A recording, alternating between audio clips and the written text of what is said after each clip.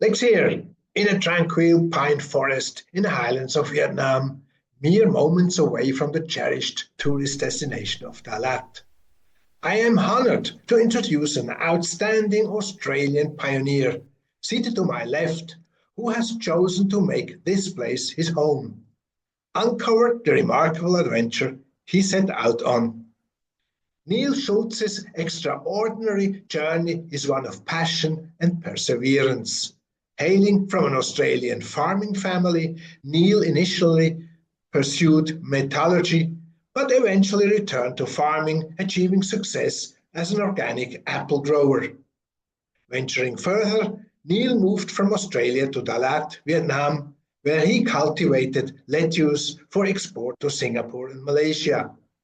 He soon expanded his successful business to include high-demand irrigation systems, boosting local farming efficiency. His most significant contribution to Vietnam's development was air freighting thousands of dairy cows to Vietnam, sparking a dairy revolution that catered to the nation's burgeoning youth. Neil has played a pivotal role in establishing a thriving farming and dairy industry that is not only flourishing but also able to invest in cutting-edge, animal-friendly and environmentally sustainable technologies. Utilizing innovative water conservation techniques alongside solar energy and biomass, it generates the electricity and biofuels efficiently. Vinamilk, Vietnam's largest milk producer, now operates state-of-the-art green farm and milk processing facilities. Inspired by a friend's zoo in Australia, Neil founded ZooDoo, Vietnam's most beloved and animal-friendly zoo. He and his family were motivated to open this zoo after noticing that children in Vietnam felt uneasy and uncomfortable when interacting with unfamiliar animals. Upon encountering animals, they frequently kept their distance or resorted to throwing rocks and sticks. Their affection for animals had yet to be cultivated. Neil and his Vietnamese wife chose to create a charming, welcoming zoo where both children and adults can interact with animals, holding, petting, feeding, and hugging them to foster a deep appreciation for nature. ZooDoo now offers children the unique experience of interacting with smaller animals in a safe educational setting. The zoo prioritizes animal welfare and visitor safety, ensuring all animals are vaccinated and educating visitors on proper animal interaction. Visitors may enjoy an engaging hour-long tour led by a knowledgeable guide who will share fascinating stories about the zoo and its incredible animals. The use of reusable feeding cups further underscores the zoo's commitment to sustainability. Neil has had the honor of hosting several distinguished guests, including the President of Vietnam and his family, at his zoo, as illustrated here. ZooDoo's visitor numbers are constantly increasing, requiring additional parking spaces. Neil is a guy who really gets involved in the zoo, for example, taking on projects himself, such as building additional parking spaces. Neil praises his Vietnamese wife, a remarkably intelligent and talented businesswoman, who consistently supports his entrepreneurial endeavors. Her role is undeniably crucial to his success. Let me now chat with Neil to hear more about his exciting journey and get some tips from him for those considering settling in Vietnam and perhaps starting their own business here. I would like to ask you, what brought you here and what kept you here?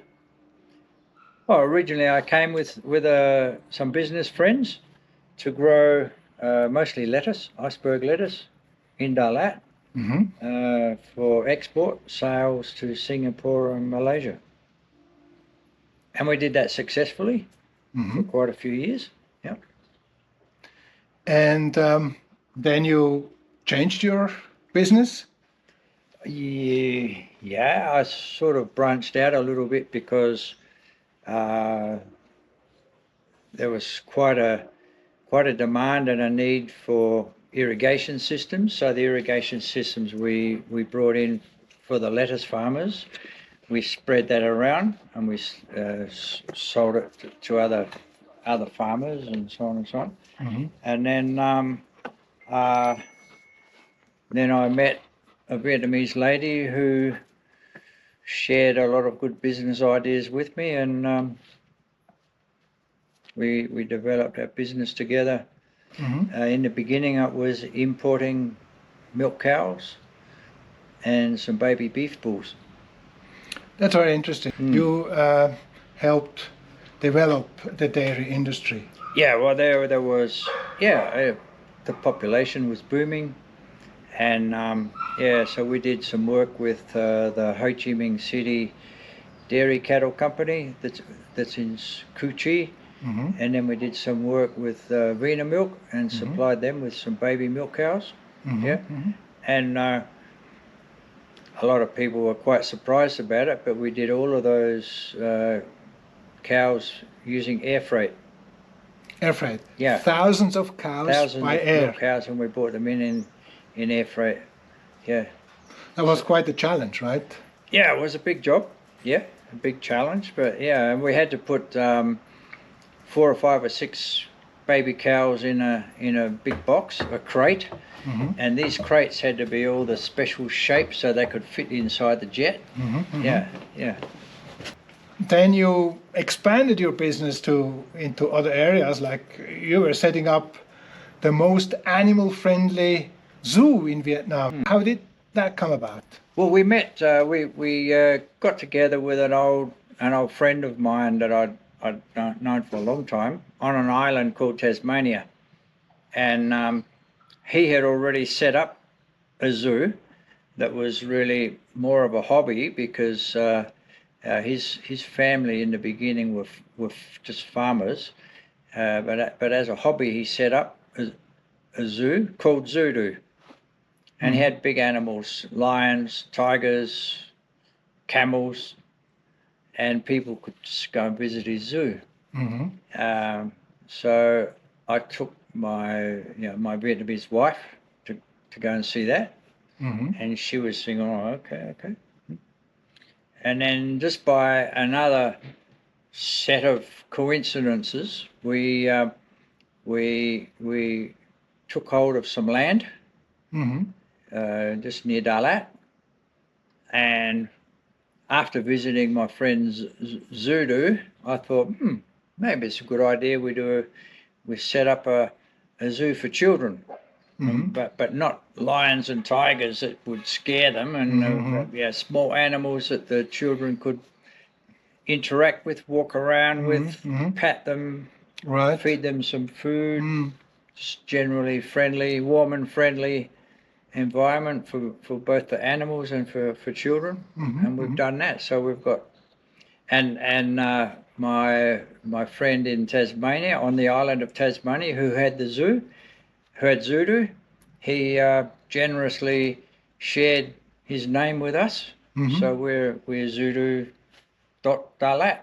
Right. Yeah, and we quite a lot of the animals that we've got in ZooDoo came from the original ZooDoo. Yeah, From Australia. the kangaroos and the meerkats and some of that, mostly that. So it's kind of little Australia here in Dalat. Nearly. Nearly. Yeah. ZooDoo too. Right. Yeah. So, but originally you grew up on a farm. I was born and raised as an apple farmer. Right. And then you became a producer of organic apples, right? Yeah. So that's perhaps the connection from, eco-friendly and animal-friendly way of doing things. Yeah. Right. Yeah. And as a hobby, when I was a baby boy, my dad had kangaroos, pet kangaroos and some things, so maybe it's in our character. Right. Yeah. We like to have friendly animals. Right. Yeah. So there are many foreigners when they come to an Asian country like Vietnam. They experience a culture shock on arrival. Mm. Did you experience something similar? And if so, how did you manage it? Well, actually, I didn't have much of a culture shock. I don't know why, but I just I enjoyed myself the moment I was here. And luckily I enjoyed the food. And Dalat especially is a nice place. The climate's nice and cool and not stressful. And And you embraced the culture and you got along well with Vietnamese. Yeah. That also explains part of your success.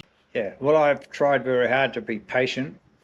I think I'm a patient person. I think being a farmer makes you patient because you have to sit and watch for a whole year. Right. You have to attend to your until you can harvest trees. You have to do everything, and each cycle is a year if you're an apple farmer. So your patience is. If you're not patient, you go crazy. So I think being patient is a good thing in Vietnam.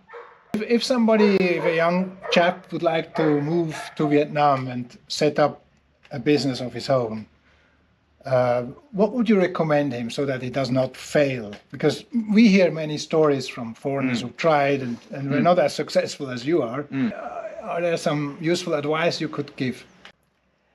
Well, I don't know about giving advice, but I can tell them what I did, and maybe I was lucky, but I met a nice Vietnamese lady who was intelligent, and at that time I was 40, a little bit over 40. She already had 2 sons, so I didn't have to fuss around too much about having babies, and so I sort of adopted the 2 boys, and Tuhar and I worked together very well, and she's an intelligent lady and doesn't like corruption. So we never paid anybody. Oh, look, we need this done. Here's some money. We'll pay you for it. Well, she never did that. She just talked about how if you help us with our paperwork and if we're successful, then it'll be good for Vietnam and we'll be employing a lot of Vietnamese people and there will be money flowing around to be good for everybody, and that's all we've ever done. Well, that's rather rare because people say there is a lot of corruption in Asian countries in general, but you could do without. Yeah, there is a way. Yeah. Yeah. So is there anything else you would like to add? No, I think patience is a virtue. I think slowly, steady Eddie. I think you need to study. If you think you're going to start a business, you need to look at your customer base, and if you've got customers and you either are charging them something or you're selling them something, so you need to do all your homework before you start. Right. Is there going to be profit at the end? Yeah. So you will stay on forever until the end? Yeah. Okay. I'm happy here. I've gone grey already, but that's not from stress. That's from old age. So, and I think the lifestyle here and the food. I think you could stay more healthy here than eating pizzas and hamburgers and fatty food in the Western culture. In addition to farms, dairies and zoos, Neil has taken on a range of business projects, built valuable relationships and championed sustainable practices. His innovative mindset has ignited remarkable transformation and could motivate others to chase their aspirations. Neil Schultz's incredible journey from Australia's farms to Vietnam's rich agricultural and dairy sectors to the intriguing ZooDoo has served as a light of innovation, company growth, and nation development, inspiring many along the way. Some could consider him a hero, but Neil, being so modest, would certainly disagree. That's all for today. Thanks so much for hitting the like button and subscribing to my channel. I'd love to hear your thoughts and ideas for future videos. Can't wait to see you in my next video.